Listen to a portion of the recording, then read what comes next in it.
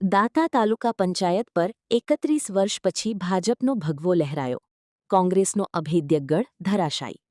બનાસકાંઠા જિલ્લાના રાજકારણમાં ઐતિહાસિક ઉલટફેર.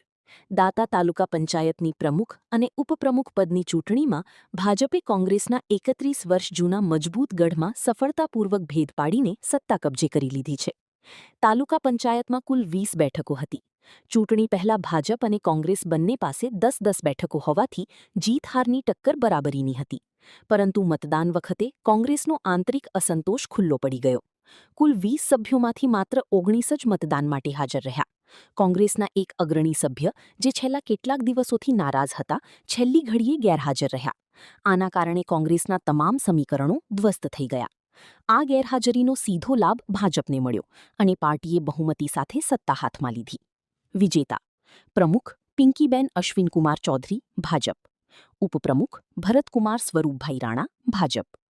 જીતની જાહેરાત બાદ ભાજપ કાર્યકર્તાઓએ વિજયોત્સવ મનાવ્યો અને ફટાકડા ફોડીને આનંદ વ્યક્ત કર્યો. રાજકીય વર્તુળોમાં ચર્ચા ચાલી રહી છે કે કોંગ્રેસ પોતાના જ સભ્યને મનાવવામાં અને સાચવવામાં નિષ્ફળ રહી, જેના કારણે 3 દાયકાથી ચાલતું કોંગ્રેસનું વર્ચસ્વ આજે સમાપ્ત થયું છે.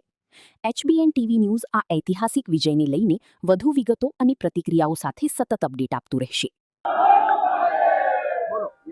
આજે જે તાલુકા પંચાયતની ચૂંટણી થઈ એ સત્તાની રૂએ લોકશાહીની ઢબે ચૂંટણી નથી થઈ, પણ શાસક પક્ષે ઉમેદવારોને ઉપાડી જવા અને લોકશાહીની ચૂંટણી કરવી એ કોઈ લોકશાહી ના કહેવાય. લોકોથી જીતીએ અને જે ચૂંટણી કરવામાં આવે તે લોકશાહી કહેવાય. આ લોકશાહીની ઢબે ચૂંટણી ન થઈ. કોંગ્રેસના ઉમેદવારો અત્યારે સત્તાની રૂએ ભાજપવાળા ઉપાડી ગયેલા છે.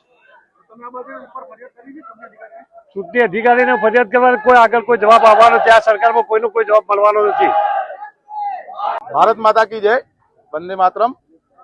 આજે દાતા તાલુકાની તાલુકા પંચાયતની ચૂંટણી યોજાઈ, જેમાં ભારતીય જનતા પાર્ટીની 1995 પછી એટલે કે 31 વર્ષ પછી સ્પષ્ટ બહુમતીથી વિજય થયો છે ભારતીય જનતા પાર્ટીનો. કોંગ્રેસને 9 ઉમેદવારો મળ્યા અને અમારે 10 ઉમેદવારો હતા, એટલે અમારી સ્પષ્ટ બહુમતી થઈ છે.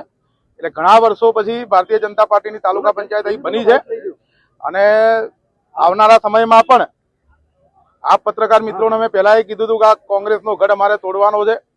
પાર્ટીની સફળતા એ દરેક કાર્યકર્તાની સફળતા છે. દરેક કાર્યકર્તાએ ઉમેદવારોએ તનતોડ મહેનત કરી છે. અમારા અહીં તાલુકા પંચાયતના પ્રમુખ તરીકે બેન શ્રી પિંકીબેન અશ્વિનભાઈ ચૌધરી અને ઉપપ્રમુખ તરીકે ભાઈ ભરતભાઈ સ્વરૂપભાઈ રાણા એમની અહીં વરણી થઈ છે અને પૂર્ણ બહુમતીથી વરણી થઈ છે. દરેક કાર્યકર્તાઓનો, દરેક મતદારોનો અને પત્રકાર મિત્રોનો આપ સૌનો આભાર વ્યક્ત કરું છું. કોંગ્રેસ છેલ્લા 4 દાયકાથી ભાજપ પર આરોપો લગાવે છે. એનો ધંધો જ આરોપ લગાવવાનો છે.